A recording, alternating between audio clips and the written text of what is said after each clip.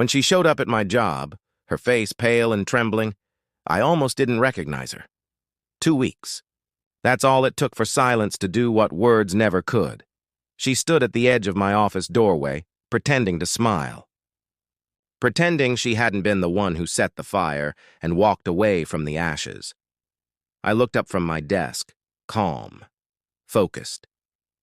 "You shouldn't be here," I said. She hesitated. "We need to talk," I almost laughed. Now she wanted to talk.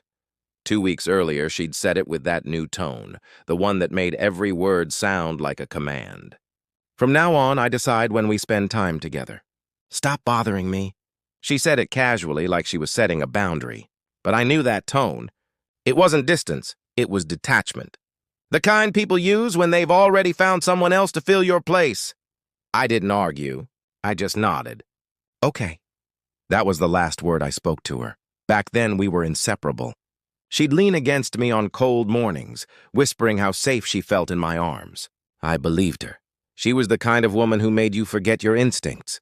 You'd see the lies forming in her eyes, but you'd convince yourself they were shadows, not warnings. When we bought the house together, I thought it was the beginning of something permanent. Turns out it was just leverage. It started small, her phone always face down. Her perfume changed. She began dressing up for work dinners she never used to attend.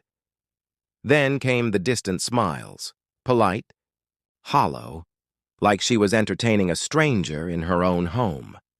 The night I saw her reflection in the window, her lips pressed against someone else's face. In the car parked outside, I didn't move. I watched until the taillights disappeared down the street. My heart didn't break. It crystallized. That's the difference between heartbreak and clarity. One hurts, the other sharpens. The next morning, I made her breakfast.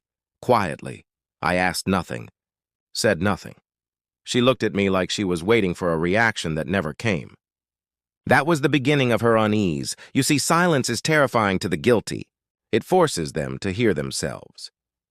I started withdrawing, not emotionally, but strategically. She didn't know it yet, but every joint account, every shared password, every automatic transfer, all of it was being rerouted. I moved the savings into a separate account under my name.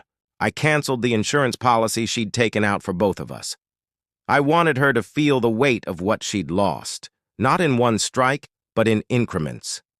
Like oxygen slowly leaving a sealed room, when she finally realized something was wrong, she tried to play nice.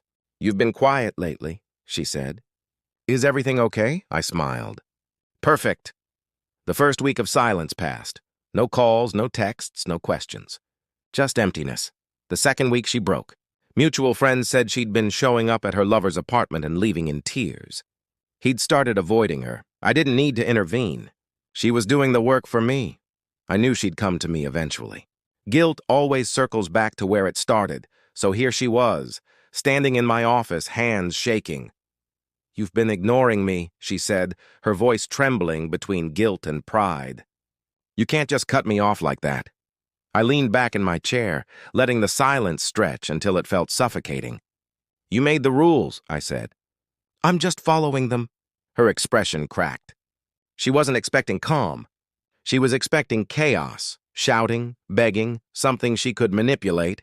Instead, she got stillness. She stepped closer. "I made a mistake," she whispered. "No," I corrected. "You made a choice." I slid a folder across the desk. Inside, divorce papers, bank statements, property separation.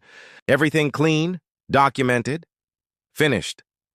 The moment she opened it, the color drained from her face. "You already filed last week?" For the first time, she was silent. I stood, walked past her, and stopped at the door. "You decided when we'd spend time together," I said. "I just followed your instructions. 2 weeks of peace and quiet. You should have enjoyed it while it lasted." She looked at me like a stranger. Maybe that's what I'd become. Or maybe that's what I'd always been, and she just never saw it. That night, I sat alone in the house she once called home. Her perfume still lingered faintly on the curtains, like an echo, but it didn't hurt anymore. It felt clean. Revenge doesn't always come with fire and noise. Sometimes it's just the sound of nothing. The space you leave behind when you finally stop reaching for someone who already let go. Silence had spoken louder than any scream ever could.